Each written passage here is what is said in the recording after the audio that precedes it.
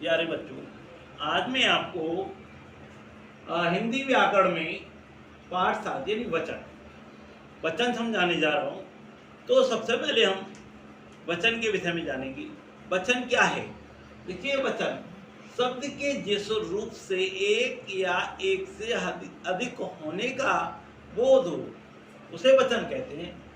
ठीक है, यानी जहाँ एक या एक से अधिक होने का, जैसे लड़का एक है, एक वचन हो गया। ठीक है, तो इस तरीके से लड़के, लड़कियां, तो ये सब वचन होती हैं। अब वचन के भेद, यहाँ वचन के दो भेद हैं, एक वचन और बहुवचन। एक वचन क्या है? यानी शब्द के जिस रूप से एक होने का बोध होता है वह एक वचन होता है। जैसे लड़का, गाय, बकरी, बच्चा, आदमी, औरत, ये सब क्या एक वचन है। लता, ये सब एक वचन में आते हैं। बहुवचन जिन यानी जिस शब्द से एक से अधिक होने का बोध हो वो क्या है? बहुवचन होता है। यानी जिन शब्दों से एक से अधिक होने का बोध हो, एक से अधिक हो, तो वो क्या है? बहुवचन में आते हैं। जैसे लड़के, लड़कियां, बच्चे, नावें, स्त्रियां, ये सब क्या है? बहुवचन में आती हैं। तो अब बात आती है एक वचन से बहुवचन बनाने के नियम। अब एक वचन से बहुवचन बनाने के नियम क्या हैं? तो देखिए, बता दें, एक वचन से बहुवचन बनाने में अकारांत, स्त्रीलिंग, जो शब्द होते हैं, जब इनको हम एक वचन से बहुवचन में बदलते हैं अकारांत को, अकारांत क्या होते हैं? यानी जिन शब्दों का उच्चारण अशब्द पर खत्म होता है, फिर उनको बहुवचन में बदलें तो वो इकारांत स्त्रीलिंग होती है। जैसे गाय, गाय, तो अकारांत में आ गया। अब गाय का बहुवचन क्या हुआ? गायें। क्या होगा? गायें। यानी आपको क्या, जब बहुवचन बदलते आगे जाए क्या हो जाएगा? ये ए हो जाता है। ठीक है, जैसे पुस्तक, पुस्तकें। ठीक है, लड़का, सॉरी, सड़क, सड़कें। ठीक है, और रात, रात। अब देखिए, रातें, और इसमें ये विभक्ति रहित और विभक्ति सहित भी होता है। विभक्ति रहित में ए आता है और विभक्ति सहित जो होता है ना बहुवचन, उसमें ओ आता है। जैसे कि मैंने बताया, जैसे गाय, अभी तो विभक्ति रहित हो गया।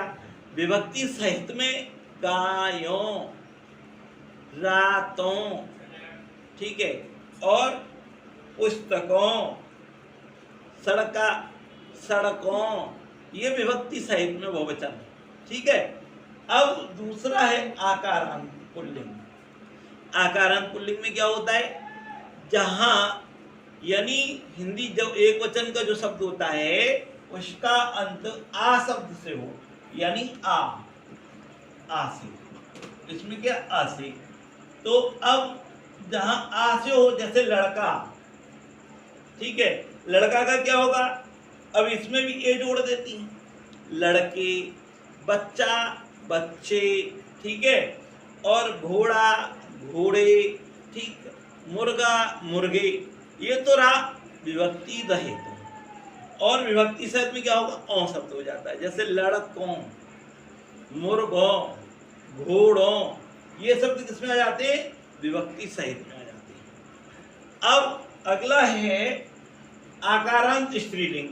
अब आकारांत स्त्रीलिंग के भी शब्द होते हैं, और उसमें क्या है? देखिए, जैसे लता, बहुवचन क्या होगा? लताएं। और यदि हम इसको विभक्ति सहित में देखें तो क्या हो जाएगा? लताओं। ठीक है, और जैसे माता, माता का बहुवचन क्या होगा? माताएं, और विभक्ति सहित में क्या हो जाएगा इसका बहुवचन? माताओं। ठीक है, और भी है जैसे छात्रा, छात्राएं, और विभक्ति सहित में छात्राओं, और दिशा, दिशाएं, दिशाओं। तो यानी ये ऐसे बहुवचन में ये रूप हैं और इनको ऐसे बदलते हैं।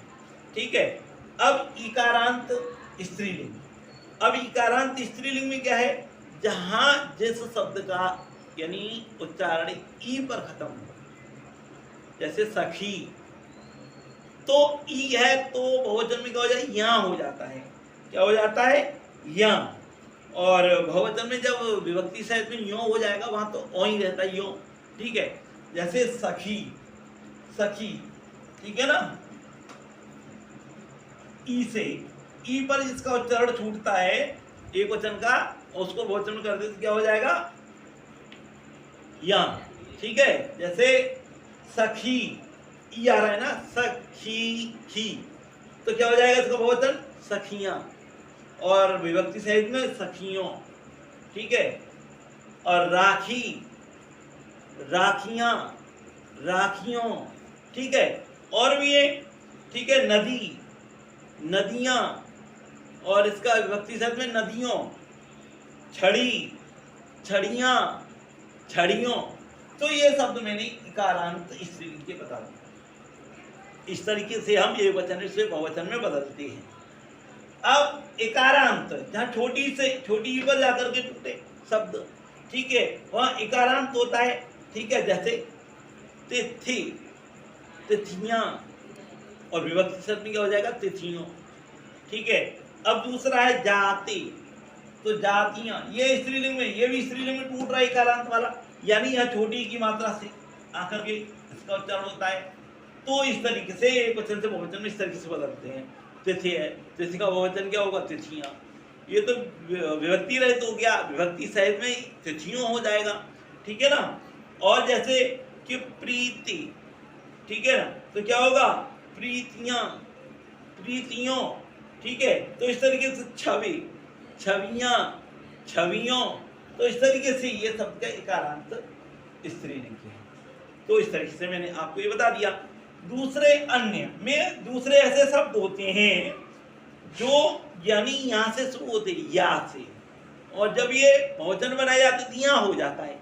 जैसे चिड़िया, एक वचन है, चिड़िया का बहुवचन क्या होगा, चिड़िया, अंक की बिंदी लग जाएगी, यानी या, और इसका बहुवचन क्या होगा, या। ठीक है, और विभक्ति से तो चिड़ियों, उसमें तो यो ही रहता है।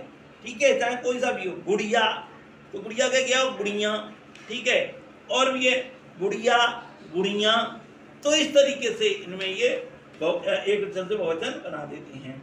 कुछ ऐसी वस्तुएं हैं, ठीक है, उकारांत में, जैसे वस्तु उकारांत में आ गया। ठीक है, और ये स्त्रीलिंग में होती है उकारांत वाली, जैसे वस्तु, तो क्या हो जाएगा, ए हो जाएगा, वस्तुएं। ठीक है, धातु, धातुएं। ठीक है, और ऋतु, ऋतुएं। ठीक है, तो इस तरीके से ये एक वचन से बहुवचन में बदल देते, जैसे बहु, बहुएं। ठीक है, अब दूसरा अकारांत, इकारांत, उकारांत, ईकारांत, ये सब पुल्लिंग की होते हैं ना, जब इनको बहुवचन में बदलते हैं, कुछ को तो बदला ही नहीं जाता है। ठीक है, जैसे बालक है, बालक का, ठीक है, विभक्ति रहे तो का बालक ही, फल का फल रहेगा, कवि का कवि रहेगा, यानी कुछ ऐसे होते हैं जो नहीं बदले जाते। अब जैसे कुछ और भी शब्द हैं जो हमेशा बहुवचन में ही प्रयोग किए जाते हैं, जिनका एक वचन में प्रयोग नहीं होता है। ठीक है, जैसे होश, होठ, और प्राण, दर्शन, केश, हस्ताक्षर। ठीक है, लोग, अक्षत, रोम, दान। ठीक है, भाग्य, ये सब बहुवचन में इनका प्रयोग होता है। दूसरे हिंदी के कुछ ऐसे आदर सूचक शब्द हैं जो प्रयोग तो एक वचन में होते हैं, लेकिन दिखने में वो बहुवचन जैसे लगते हैं। ठीक है, और जैसे कि माता, गुरु, चाचा, दादा। ठीक है, आदि। हाँ, और कुछ ऐसे शब्द होते हैं, कुछ एक वचन शब्द में के साथ, ठीक है, प्रयोग होते हैं। ठीक है, जैसे गण, जन, वृंद, ये ऐसे शब्द हैं।